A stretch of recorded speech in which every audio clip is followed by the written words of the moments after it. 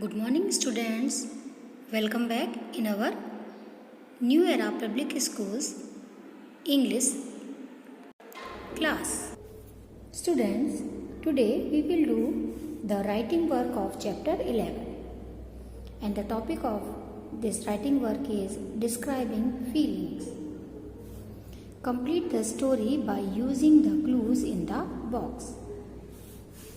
And the clues are move, young, forward, scolds, gets up, unable, responds, knees, realizes, unfair, sent. Now, by these clues, we will complete this story. So, start writing with me, children. One day, a dash crab and his mother were on the beach. एक दिन एक crab यानी केकड़ा and his mother और उसकी माँ were मीन्स थे ऑन द बीच यानी समुद्र के किनारे. Which clue we will use here? One day a young crab. So we will write here young, Y-O-U-N-G, young, Y-O-U-N-G, young. One day a young crab and his mother were on the beach. The young crab gets up to dash. Young crab यानी जो छोटा baby crab था, gets up वो उठता है. किस लिए उठता है? For move. तो we will write here MOVE, move यानी चलने के लिए. जो क्रैब का बेबी है वो चलने के लिए उठता है. But it can only walk sideways. लेकिन वो केवल साइडवेज यानी एक तरफा ही चल पाता है.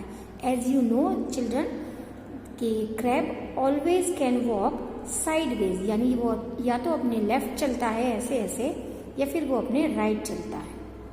हिज मदर डैज him for walking sideways. What will come here? Scolds. उसकी माँ उसे ऐसा करने के लिए डांटती है. SCOLDS, Scholz. His mother Scholz him. उसकी माँ उसे डांटती है फॉर वॉकिंग साइडवेज यानी इस तरीके से चलने के लिए उसकी मदर ने उसको डांटा. And asks him to walk.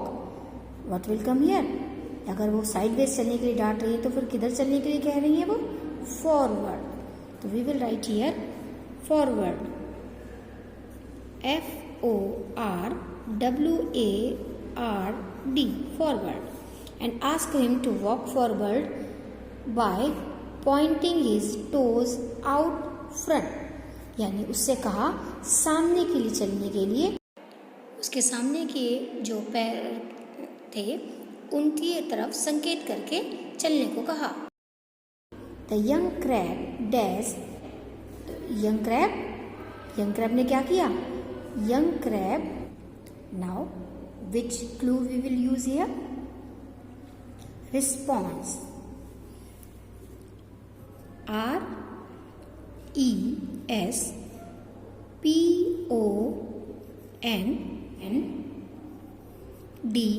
RESPONS.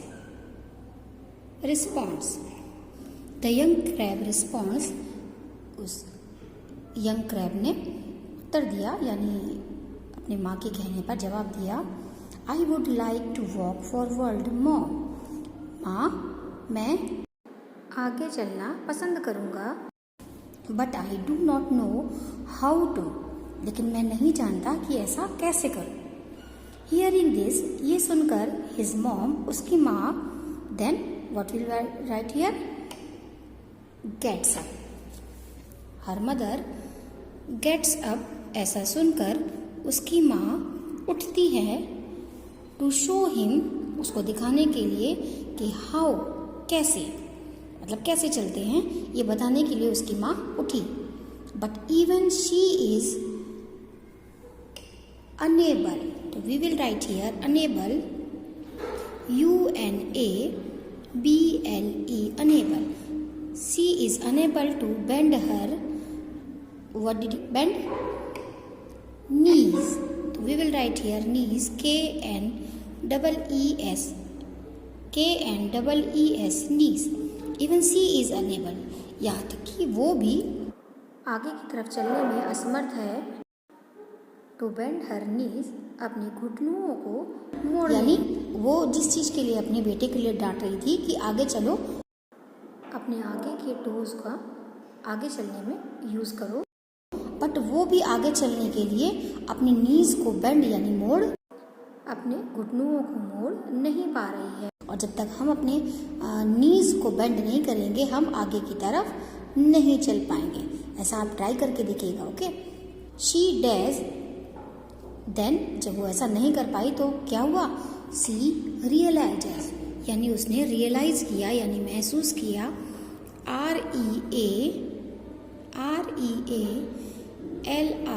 REALIZES, realises.